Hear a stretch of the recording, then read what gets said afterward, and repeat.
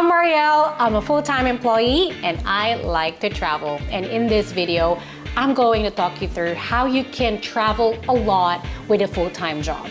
Remember that the resource constraint in this video is time and not money. If you're a full-time employee, then you know that we have limited amount of time off. So the first tip is scheduling your PTO like a boss. What is a PTO? A PTO, if you work for an American company, is called a personal time off. It's basically your annual leave or vacation days, if that's what you call that in your country. It's very important to plan and schedule your PTO or vacation days well in advance and booking that in well in advance. You only have so many days a year and all of your other colleagues are also planning accordingly, and there are definitely certain pockets of the year that is very busy. In Australia, the busiest time is during the European summer or anytime the school holidays, and obviously during that holiday period of December to January is very busy as well. So everyone is trying to go book that same time, and obviously not everyone can be away at the same time during work. So booking that in advance and planning ahead will definitely be of benefit to you.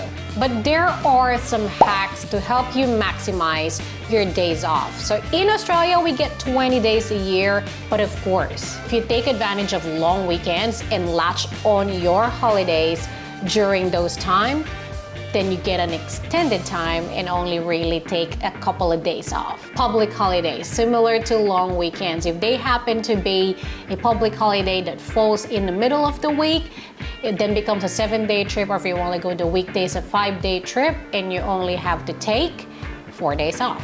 During the peak of pandemic and we're all working from home, companies started introducing global days off or mental health days or whatever that may be called in your company.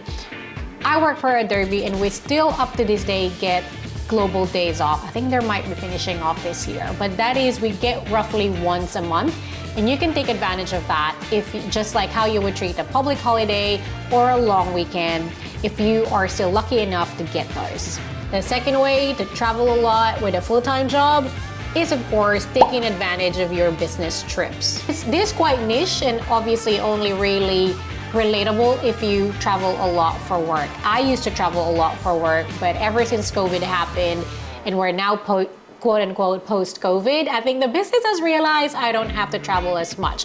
And my direct manager now is also based in the same country as me, so I don't have to travel as much. But work trips can be an opportunity to explore new places if you are lucky or unlucky enough, depending on how you look at it, to get to travel for work.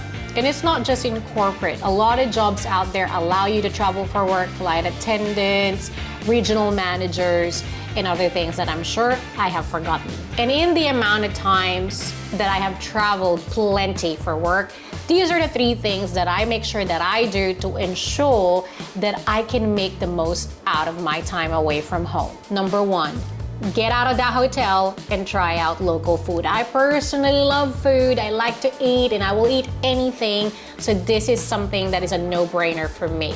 But it's also one of the best ways to really get to know a country and experience its culture. So make sure that you don't just dine in that hotel or order room service, because it could get very tempting after a long day of work and you don't want to get out of there. You should go for a run. Not in a treadmill. Maybe you can start there.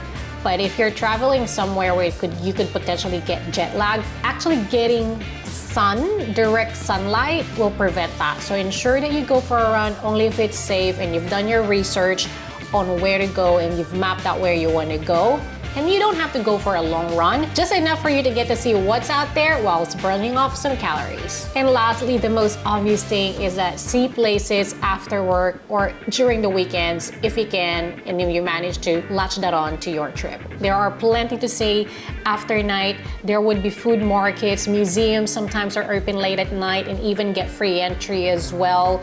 You can just walk out the streets, do some shopping, and explore the neighborhood. And the third way to travel a lot with a full-time job is that if you started your job or if you've had your job prior to COVID, then you have built up a lot of PTO, and that is me.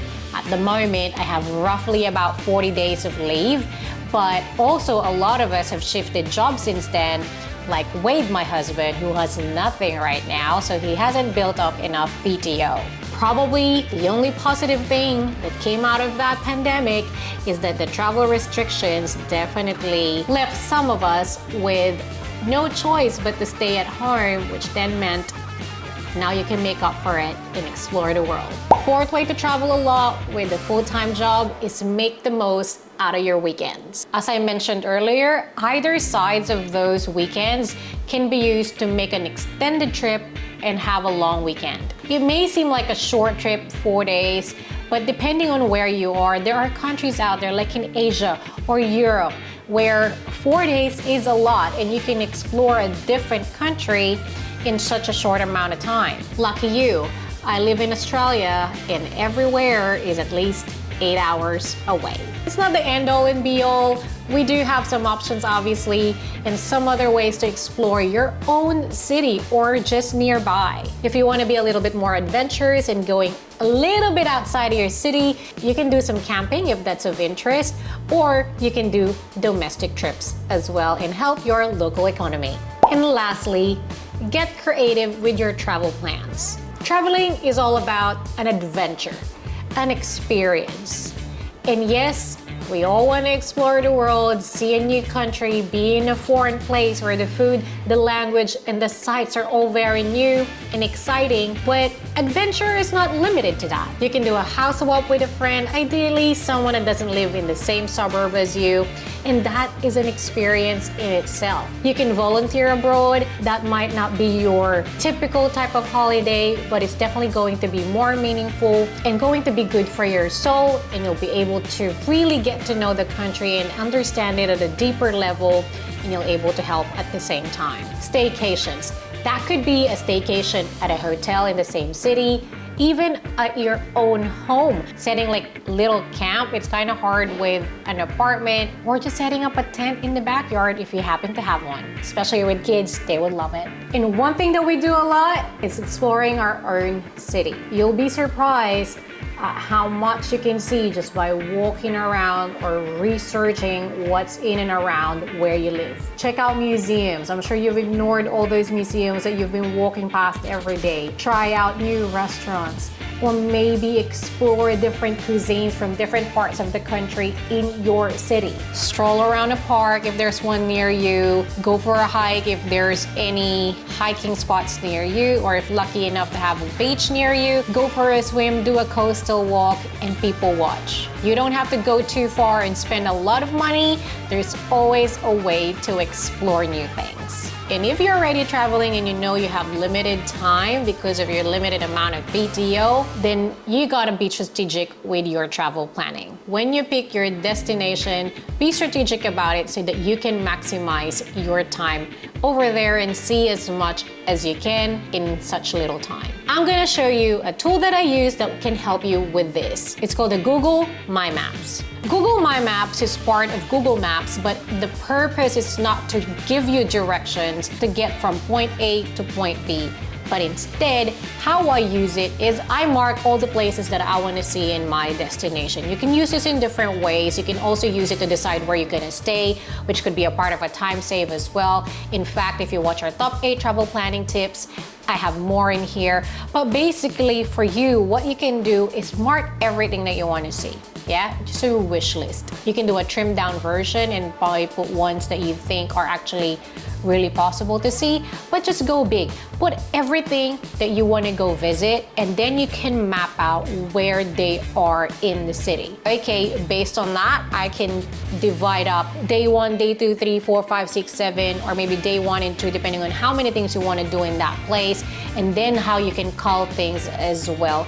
That way, you can focus on certain part of the city, hub by hub, so that you can maximize your time in there and see as much as you physically can. Well, I hope you found that useful. That was a quick one. If you have any questions or any tips that you can share as well, let us know in the comments. Make sure that you like this video and comment, because it will help reach more people and help our channel as well. Thank you so much for watching. Stay safe. Thank you.